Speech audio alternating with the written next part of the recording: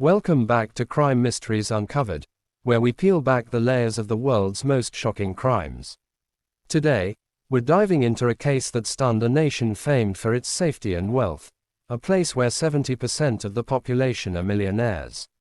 Picture this: a billionaire woman, gunned down in broad daylight, surrounded by witnesses, her final words throwing a wrench into an already baffling investigation. The twist: the mastermind behind it all claims he was framed by the authorities. What really happened? Why did this crime leave the world reeling? Stick with us as we unravel every dark secret in this jaw-dropping case. But first, if you haven't already, smash that subscribe button and ring the bell. Trust me, you won't want to miss what's coming next on Crime Mysteries Uncovered. It was May 6, 2014, outside Street Julien Hospital in Nice, France. A sleek luxury car rolled slowly from the gates. Inside were two people: the private driver, Marcel Dupont, and the elegant billionaire, Madame Celeste Moreau, cradling her loyal spaniel. Celeste had just visited her daughter, recovering from a brutal car accident. The doctors had delivered good news: her daughter would pull through, and Celeste was in high spirits as she chatted with Marcel. But as the car eased out of the hospital lot, chaos erupted. Two men materialized from nowhere, forcing Marcel to slam the brakes. Before anyone could react, a deafening crash shattered the windshield. A hail of bullets ripped through the car. Celeste and Marcel slumped forward, blood pooling around them. The attackers bolted, leaving the car to lurch into a parked van. Witnesses froze in horror before scrambling for their phones, dialing emergency services. Paramedics raced to the scene, finding both victims unconscious, riddled with gunshot wounds.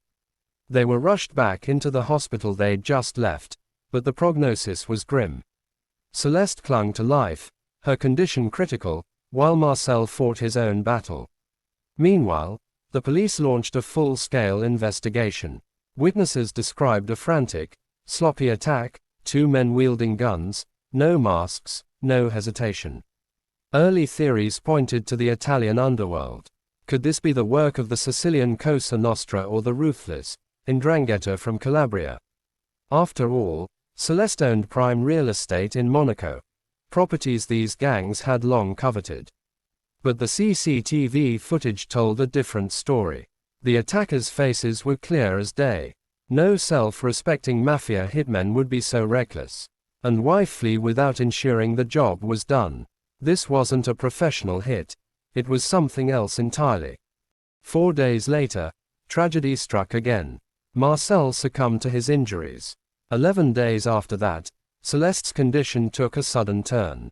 Before slipping away, she whispered to investigators, "I have no enemies, no threats." Her words left the police grasping at straws. If not a gang, then who? As news of her death spread, the mayor of Nice offered condolences, and Monaco's Prince Leonard and his wife attended her private funeral, a tightly guarded affair, with helicopters buzzing overhead to keep the press at bay. So who was Celeste Moreau, a woman mourned by royalty? Celeste hailed from one of Monaco's most powerful families, second only to the reigning Grimaldis. Her great-grandfather, Antonio Rossi, arrived in Monaco in 1885, a penniless Italian bricklayer. With raw talent and relentless grit, he built breathtaking structures that caught the eye of the prince. By the 1930s, Antonio and his son had turned their skills into a real estate empire, snapping up land and erecting luxury towers. By 1990, Celeste and her brothers inherited the keys to this kingdom. After her siblings' untimely deaths, she took the reins alone, controlling an estimated $20 billion in assets by 2014. Her portfolio: 3,000 apartments, 15% of Monaco's sky-high real estate, where a single square meter fetches $120,000. A local tycoon told police, in Monaco, you couldn't breathe without brushing up against the Moreau dynasty. Yet, despite her fortune, Celeste shunned the spotlight, living quietly with her two children, Isabel and Victor, each pocketing a cool $700,000 monthly allowance. With no clear suspects, the police released the attackers' images from CCTV. 3 taxi drivers soon came forward with chilling details. One picked up the duo at Nice's train station that morning, overhearing they'd come from Lyon. They asked for a cheap motel, muttering about a job after freshening up. Another driver dropped one of them near St. Julien at noon, likely scouting the hospital. After the hit, the pair missed their train back and paid a third driver €500 to vanish. Following these leads, police nabbed the culprits, petty crooks from Lyon's underworld. The lookout, Karim Belkacem, and the triggerman, Yusuf Haddad, a small-time hustler with a rap sheet for theft. These weren't master criminals. They'd never even met Celeste. So why her? Revenge was off the table. The police pivoted. Someone close to Celeste had hired them. On June 23, a bombshell dropped. After rounding up 25 suspects, police arrested Celeste's daughter, Isabel, and her husband, Stefan Kowalski. Whispers of family tension surfaced. Stefan, a Polish émigré turned Monaco high roller, had clawed his way up from nothing. He'd worked as a bouncer in London's casinos before landing in Monaco in 1985. There, he met Isabel at a gala, sparking a whirlwind romance.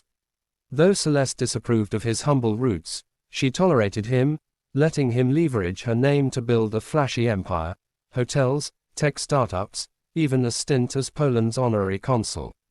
To the elite, Stefan was a charming philanthropist, honored by France with the Légion d'honneur. But behind the mask, a man drowning in debt. Digging deeper, police uncovered Stefan's house of cards. Isabel handed him $11 million from her mother over a year, cash meant for her cancer treatments and a London flat for their kids. Instead, Stefan siphoned it off, faking invoices for yachts and cars, mortgaging properties to cover $9 million in losses. His businesses were crumbling, and he was desperate. Then came the motive, Celeste's will. If she died, Isabel stood to inherit billions. But Isabel's cancer had returned. If she died first, Stefan got nothing. He needed Celeste gone, fast. Under pressure, Stefan cracked, confessing to police he'd roped in his gym buddy, Lucas Varga. For $270,000, Lucas sourced the hitmen through underworld contacts, promising Karim and Yusuf $140,000 to kill Celeste and Marcel. The driver's death, a calculated misdirect to scream, mob hit. Stefan admitted Celeste's disdain fueled his rage. She'd mocked him, refused to bless his marriage to Isabel, and blocked his path to her fortune. He claimed he did it, for love, to free Isabel from her mother's shadow. Lucas, Karim, and Yusuf corroborated the plot, sealing Stefan's fate. In 2018, 10 faced trial. Stefan, Lucas, Karim, and Yusuf got life. Lesser players drew 15 years to nothing. Stefan waffled, denying, then admitting his guilt, blaming police coercion. But the evidence was ironclad. Monaco and France reeled for years over this betrayal. A family torn apart by greed, a fortune soaked in blood. It's a mystery that haunts us still. What do you think? Drop your thoughts below, hit that like button, and subscribe to Crime Mysteries Uncovered for more tales that'll keep you on edge. See you in the next one.